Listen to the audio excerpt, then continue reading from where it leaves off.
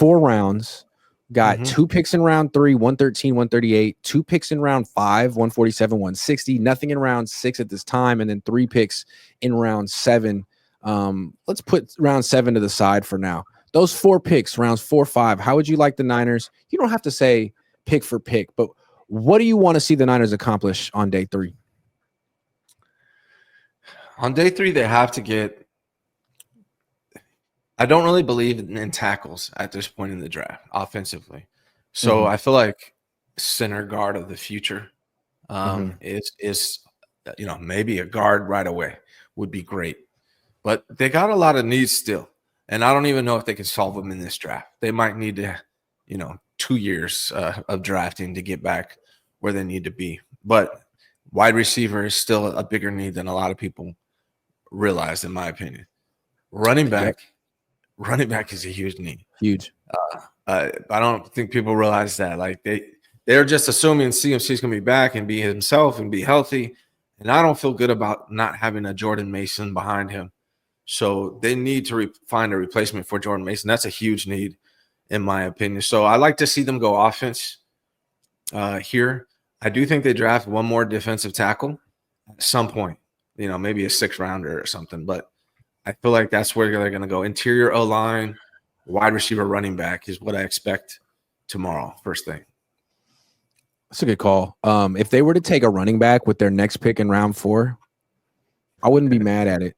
And if they took Scatterboo in round 4, I wouldn't be mad at it. I prefer Damian Martinez personally, but I feel like they're going to take one of the two because those are the 2 real bruisers in the draft, the 2 guys who I think would be the best replacements for Jordan Mason. And I think I don't know for sure, but I think they're trying to replace that particular skill set. So I would say Damian Martinez at 113 or Scatterboo. I wonder if they're going to wait till round 5 for an offensive lineman. They took Burford in round 5. They took McKivitz in round 5. I wonder if they feel like they can get a guard / tackle / swing guy who can kind of fill in round 5 since they've done it twice. Jalen Moore was a 5th round pick. They've done it 3 times. In round 4 last year, they took Mustafa and Garendo. They could do it again. They could take a safety and a running back again this year since it worked out last year, and they still have needs at those positions. And in round 5, they could go offensive tackle, tight end. I think offensive tackle, wide receiver.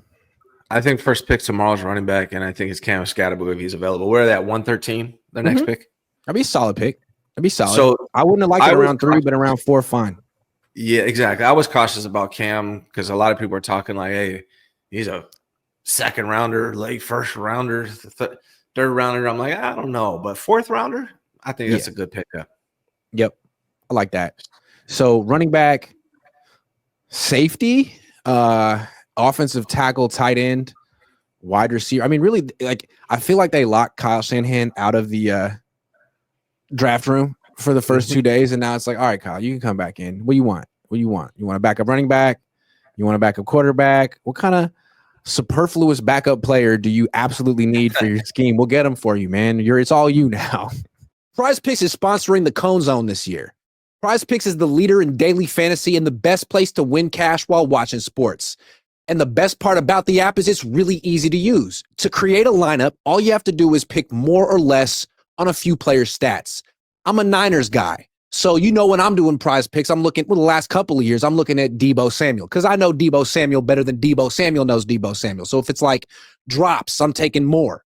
Or if it's like punches thrown towards his long snapper on the sideline during the 4th quarter of a game, the 49ers will go on to win.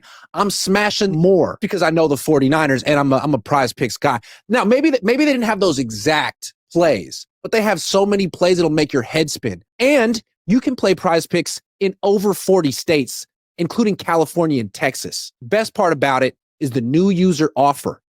Prize Picks will give you $50 when you play your first $5 lineup. So win or lose, you'll get $50 just for playing. That sounds like a win to me. Use promo code COHN, COHN, to claim your $50 today. Tell them Grant sent you. Yeah, I think so. Running back's obviously a big need. Wide receiver is bigger than people think, in my opinion. They have Jawan Jennings. They have Ricky Pearsall. Demarcus Robinson, I believe, is going to be suspended the first 3 games for, what was it, DUI? Or no, yeah. Something like that. I think he's going to be suspended for that. Brandon Ayuk probably not going to come back until like late October at the earliest is my best guess. And all you have left is Jacob Cowan, Tariq Owens, Russell Tage. Oh, but you do have Trent Taylor. No, I think the 49ers need to find a guy. So to me, it's running back, wide receiver, the most crucial two needs the 49ers need to go after first thing tomorrow.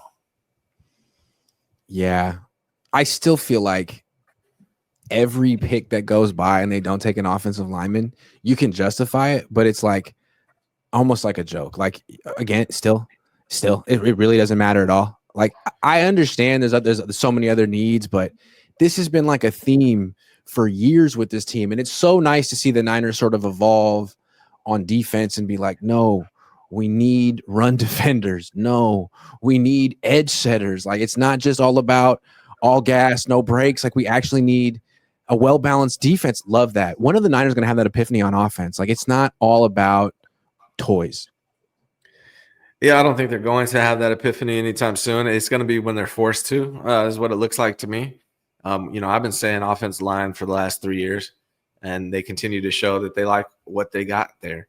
They like Jake Brendel, whether we like it or not. They believe in Colt McKivitz, whether we like it or not. So they're just trying to figure out, hey, where do we play Burford? Where do we play Barch?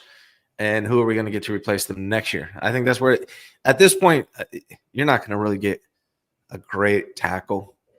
So if they do it, they can find a guard or center later on. And they probably won't even start, unless somebody's injured. I want to make one point real quick. All month, I've been so skeptical about Trent Williams, just because I feel like it's my job to be skeptical. Yeah. And I was just so convinced he's retiring. He hasn't said anything. They're lying. They did this with Joe Staley. I don't believe them. Well, they didn't draft an offensive tackle. If he is retiring, they're not prepared for him to do it. It feels like he's coming back, or they expect him to. So that's good. There's no way. There's no way that he's retiring. At least within their knowledge. If they have nobody, they need depth there. I think what they think is Burford.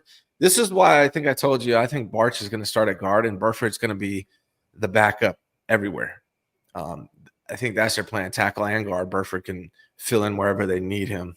Okay. So I think that's the plan this year. And I think next year they're going to have to figure it out. They're going to have to address it. But, you look like where they found Trent Williams. That was a trade that they made. They didn't draft him. So maybe that's the plan, when that day comes, because hopefully they're not going to be drafting at 11 next year.